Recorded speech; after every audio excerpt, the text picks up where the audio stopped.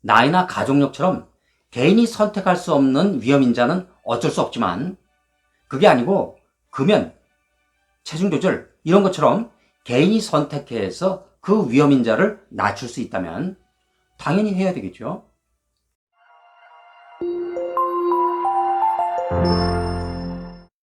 여러분 안녕하세요.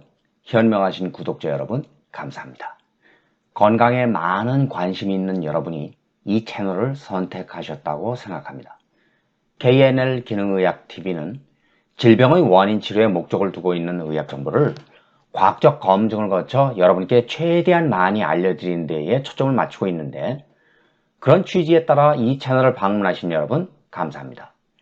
제 실력이 부족해 영상에서 다루는 내용이 잘못된 것은 있을 수 있어도 과장하거나 상상의 내용을 여러분께 전달하는 일은 절대 없을 테니까 혹시 잘못된 내용을 발견하시면 알려주시기 바랍니다.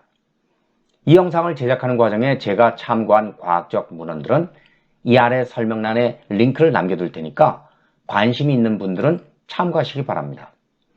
어떤 질병이든지 걸리지 않는 것, 즉 예방하는 것이 가장 좋겠죠? 그것도 암이라면 말이죠. 이번 시간에는 암의 예방에 대해 설명하려고 하는데, 궁금하시면 영상을 집중해서 보세요.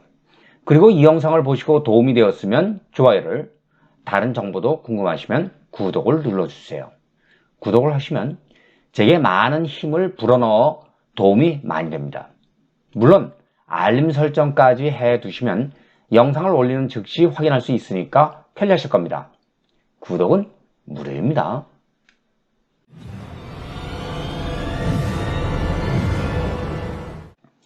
암은 사람 몸에서 어느 부분이든 생길 수 있는데, 유전 정보를 담고 있는 세포 안에 DNA가 손상을 입은 것이 누적되어서 나타나는 것으로 생각됩니다.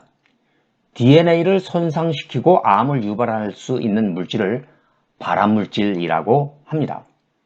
노화에 따라 세포의 DNA 손상이 일어날 확률이 높아지므로 나이가 들어갈수록 암에 걸릴 가능성은 높아지는데, 이 그래프는 나이에 따른 유방암 증가를 보입니다. 하지만 그렇더라도 암을 예방할 수 있는 방법이 없는 것은 아니죠. 염색체라고 하는 게 있습니다. 염색체는 모든 세포에 있는 실 같은 구조를 가지고 있는데, 부모님으로부터 물려받은 유전자가 그 안에 들어 있습니다.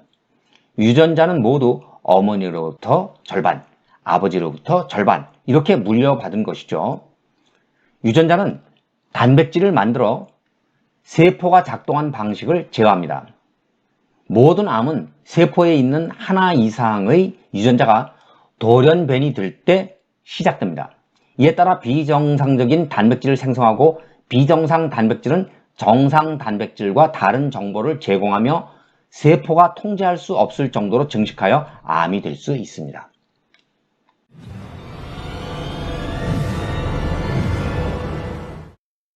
암이 발생하는 위험인자에 대해 알아볼까요? 우선은 나이가 있는데, 나이가 들어갈수록 DNA가 손상될 확률이 높아지기 때문입니다. 일반적으로 65세를 넘는 경우 암 확률이 굉장히 높아집니다. 가족력도 중요한 위험인자이긴 한데, 나이나 가족력은 개인이 대응할 수 없는 것이지만 담배를 피우는 것과 비만, 알코올과 같은 것들은 얼마든지 개인이 암 위험인자를 낮추는 대응을 할 수 있습니다.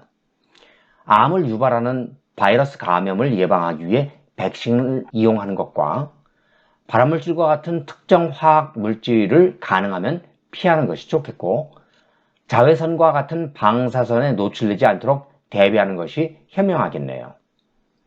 만성염증도 쉽게 생각하면 안 됩니다. 염증이 증가하면 그 주위의 정상적인 세포도 손상을 입게 됩니다. 게다가 스트레스와 육체적 움직임이 적은 것도 암의 위험인자라는 점을 염두에 두어야 합니다. 사람은 39.5%가 일생의 어느 시점에서 암 진단을 받습니다. 굉장히 높은 비율이니까 예방이 중요하죠.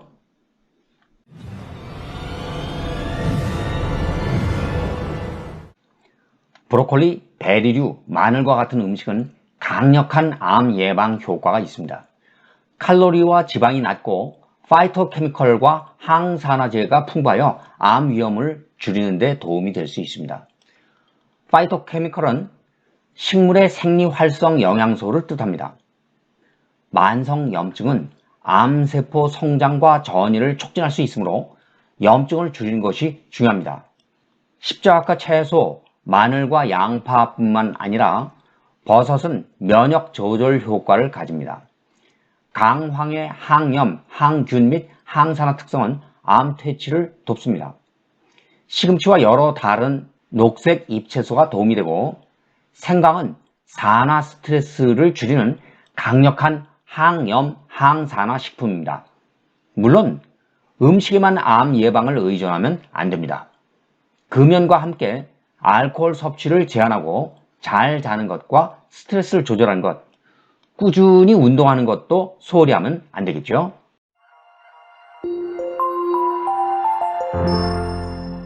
어떤 병이든지 걸리지 않는 게 좋다. 그런 면에서는 예방이 중요합니다.